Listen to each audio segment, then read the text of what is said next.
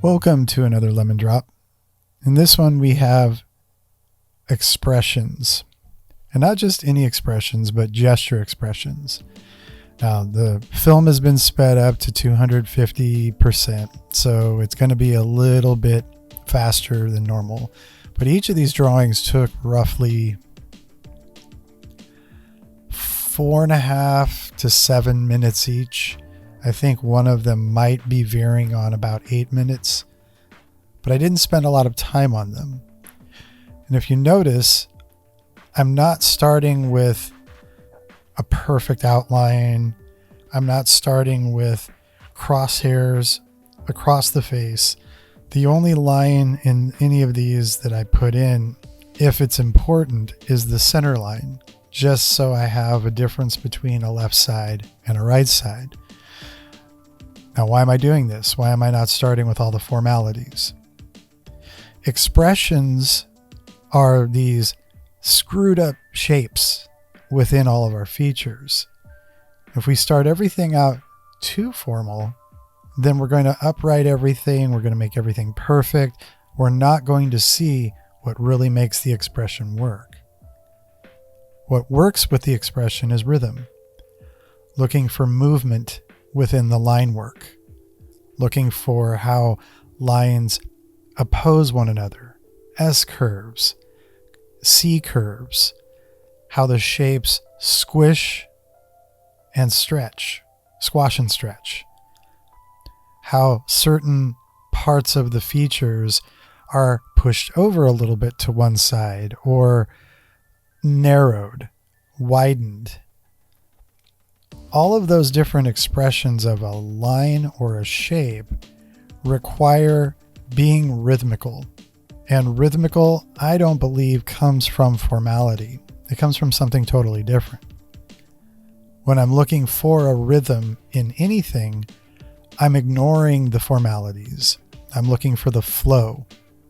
I'm looking for the line's S-curve, its peaks, its valleys.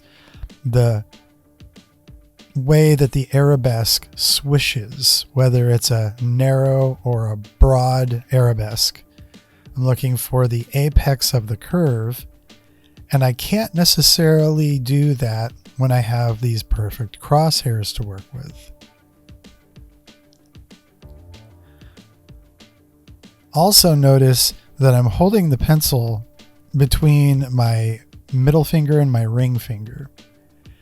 And that's also to avoid holding it like I'm writing. I don't want to bear down on the pencil with that grip of writing something out. That's going to choke the pencil up. That's going to stiffen the wrist. It's going to make things more difficult to find that flow in the expression or to find rhythm in a line. I'm not holding it on its side because I'm underneath a camera, but if I wasn't under a camera, then I might hold it on its side and have more movement from my shoulder down. Having the pencil where it is, I'm from the elbow down instead of the shoulder down. But again, I'm in a confined space, so I don't have a lot of room for those swishes that I'd like to be able to get. I'd also have my head over the page more, where I have to have my head back away from the page because the camera is where my head should be. Now, these aren't excuses. This is just the reality of what I was working with. But what I'm getting at with the pencil grip is that it's not a normal grip. It's not that writing grip, that carpal tunnel, squeeze it tight grip, right? I don't want that pain in the wrist. I want looseness. And in that looseness, I'll be able to find more exciting or more adventurous lines. Something a little more truthful to the expression.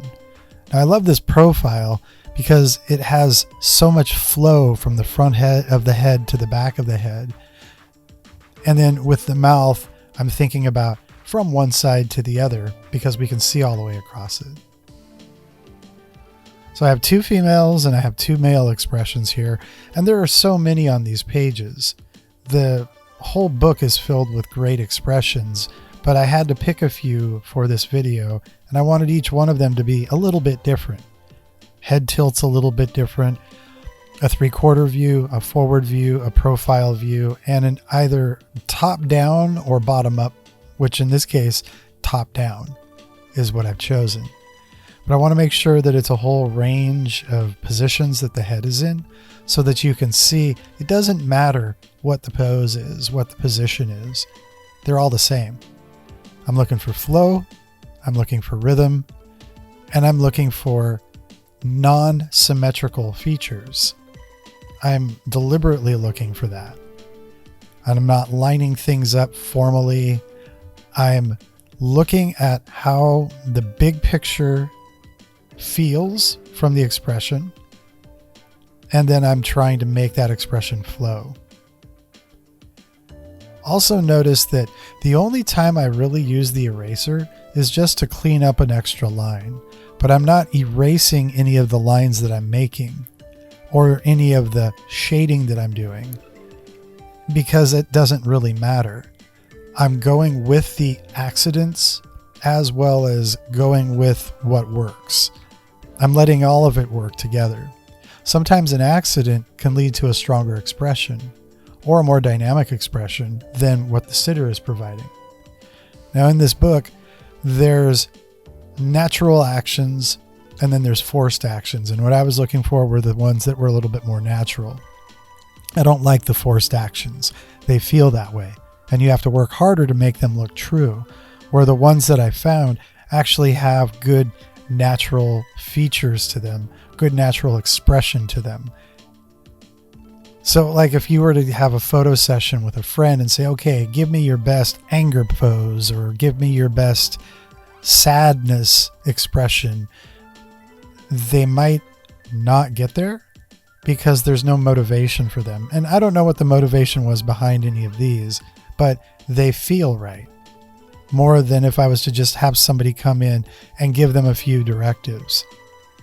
Now I will definitely do another video follow-up on this, a little bit more lengthy, and provide you with some information on how to direct your model.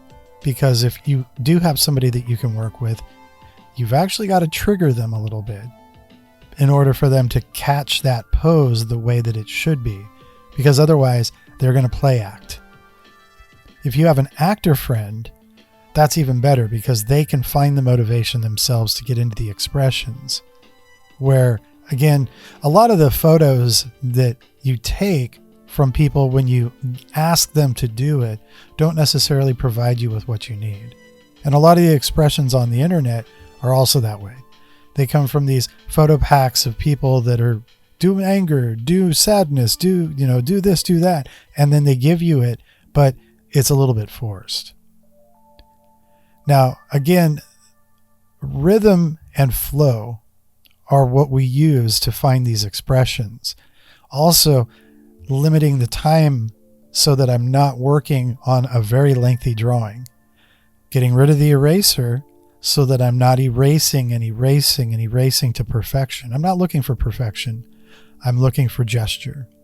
And I'm looking for happy accidents.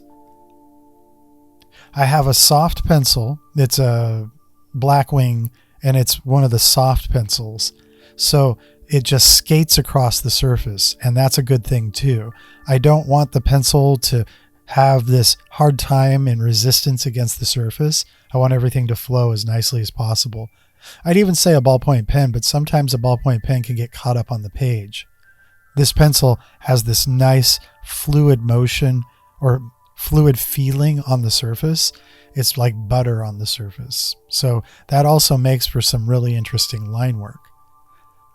I'm also not going for sharpness of any of these lines. I'm going with the broad side of the pencil. Sometimes I'll bear down on it a little bit so the lines go thick to thin, which might provide a little bit more dynamic for the expressions. All right, so when you're doing these, limit yourself on time, 5 to 10 minutes at most. Use paper and pencil. Don't do them digitally. I don't think a digital pen is going to do the same thing that a traditional material is. And don't go formal. Try to keep everything as loose as possible, and you'll find the most dynamic expression that you can find when you're sketching. Take care, and I'll see you soon.